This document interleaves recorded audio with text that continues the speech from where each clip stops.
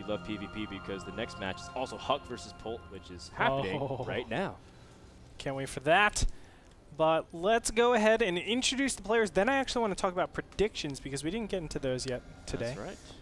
But in the mid-right-hand position as the yellow Protoss, we do have Mao's Hasuobs, who, as I said before, has been on a tear recently in European tournaments, just taking first place everywhere, taking a ton of money. And one of those players, as you said, that might not be too popular in the US North American scene, but definitely is well-renowned in the European scene. He's up against Arthur, who is the newcomer to the league. Now, Hasuobs has been with us since Season 1. Arthur just joining us in Season number 4.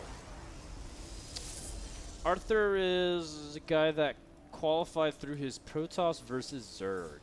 He was just dominating through standard 3-base play. It was like expand to the 3rd, Immortal Century, and then just push with Colossus pre-hive. It was like a rinse and repeat kind of system. And then maybe threw in a couple Immortal pushes here and there, but for the most part just played solid styles. Don't know too much about his Protoss versus Protoss. He did play against Huck, but Huck managed to squeeze out a win against Arthur, so still not enough data points. Arthur doesn't even have that many documented, less than 10 games on Wikipedia. So, or not Wikipedia, TLPD. So I'm still anxious to see how Arthur approaches this. He seemed to have taken a more defensive nature, unless he was 4-gating when he's playing against Huck. But again, I want to see how he fares off against someone like Hasu. Hasu, how would you describe his PvP style? Very reactive, very responsive. He likes to go sort of like a two-gate robo type of play, 2 or 3 gate robo, and just see what his opponent is doing. Doesn't take like a ton of huge risks like someone like Bishu. Bishu likes to do that 4-gate blink stalker, no robo, and just be super aggressive. Just directly blink onto that ramp and try to bust up there as best as possible. Hasuobs, you won't really see him doing too much of that, but he has been known to actually mix it in here and there, just so that he doesn't get something like hard countered.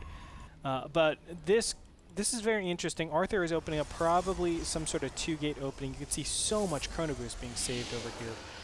And it's not actually being committed to the Stalker nor a second gateway, so we might just see like 3-gate Stalker pressure to start us off. You can't really go to 4-gate, I think, because his probe count has been so significantly stunted in the beginning phase. Now I'm curious as well because he did skip first Zealot and he's not getting second gas. I think you're right. It might be a 3-gate pressure with Stalkers primarily, as you can see Arthur is starting to add on more gates. 2 more gates. Nice. Hasuobs. That's exact. I think Hasu is able to. I think Hasu should be able to hold this. He does have 2 Zealots out early on though. And is that enough to really hold, Andre? The 2 Zealots do provide a little bit of coverage on the map, but the fact of the matter is he doesn't have a lot of Stalkers. Now, it is a pretty big map, and he's going defensive 3 gateways. I don't know. It's going to be tough, Frodan, no matter what. It just depends if, well, how well the positioning of Hasuobs really is. I think he should actually try to take a little bit of position, but Hasu scared that there's additional Stalkers. He doesn't want to take unnecessary damage, so that's why he's not pushing down right away. Arthur, there's a lot in his range, and Hasuobs, I don't really think scouted. No, he didn't, so he needs to be a little bit careful. Now he's just poking out with the Stalker, knowing that he can actually run away if he needs to, but he sees the second Stalker, and he's like, oh, I have to be a little bit careful because there are a couple of all-ins that can actually work out pretty nicely. Yeah, and ooh, Arthur trying to drop the pylon on the bottom of the ramp, warping in Stalkers to get an advantage, and that's going to be really tough for Hasuobs to hold. But he has to pull some probes here. Yes, he does. And the Zealots will provide a little bit of coverage, but he needs to be careful. Those Stalkers were poorly positioned. And there is going to be another warping of units. Very nicely done. No, never mind. Almost got the surround, but Arthur barely manages to get it. But he does deal with the pylon, and that's going to be very helpful. Oh, the nice. Force field. And look at that microing back that weakened Stalker. Now he has high ground vision. He's going to warp in additional Stalkers. Is it going to be enough, though? He does have a a Stalker advantage at this point, but another Warpin should actually, help out quite substantially. You can see, losing us. Nope, Arthur's going to get out of there. Right. Arthur's already planning his own transition, in a little bit farther behind than Hasuobs though, because he doesn't have second gas as long as he's had. So Hasuobs getting blink much earlier, as well as a robo. He is very far ahead of his opponent. And this is going to be really nice if Hasuobs can kind of continue to pad his lead, and even sniping this pylon. This Robo is like the patented Hasuobs style. A lot of players would actually say, I defended that pressure, I'm going to have Blink. Let's go ahead and take my expansion because I know I can put pressure on my opponent. But Hasuobs says, okay, well, I have an advantage. I'm not going to die to anything stupid like Dark Templars. Let me go ahead and get my observers out. I can still apply pressure, but get a delayed expansion.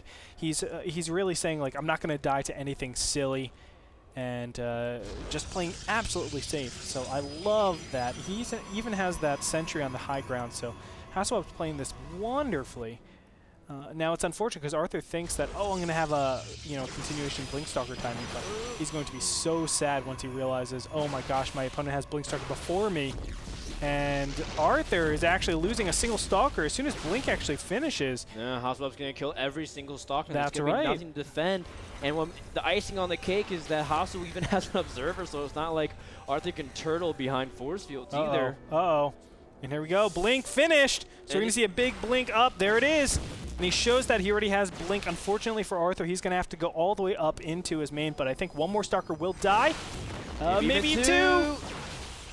And two yes. drops, but Hasuobs has to bring his Observer around, although it just finished making it. He's trying to bring it over. Oh no, the Observer is back in the main base, and Hasuobs going to force his way. He's losing a couple of units here. Has to be very cautious. Now that his opponent has Blink as well, Arthur could just set up a Superior Concave, but as long as he brings the Observer, though, he's okay. Arthur's starting to also add another gate. He's going to drop another force field, but that's just going to force, I guess, another sentry out of him as well, or he's not actually warping in a sentry. He can't afford it gas-wise. Yeah, a little bit sloppy from Hasuobs, but he's just trying to, really... Whoa! Whoa! Wow, what are you doing, Arthur? Offensive Blink from Arthur is going to cost him dearly. He doesn't have any of his supporting units like his Zealot in position, and now the Observer is there.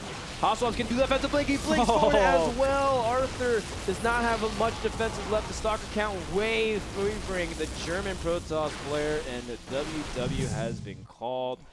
Great job by Hasuobs as he takes game number 1 in this best-of-3 series. You know, it's unfortunate. I predicted Arthur to actually take this. I felt like he made it really, really nicely through the open bracket, qualified himself for the NASL Season 4. He was just on fire. But for some reason, I don't know why I bet against Hasuobs. Yeah, it's a different story, It feels so silly now. Well, I bet on Arthur because I feel like his PvP is so mysterious that I don't know if it's good enough to beat Hasuobs. I mean, it came close to Huck, but that series could have gone either way. Yeah.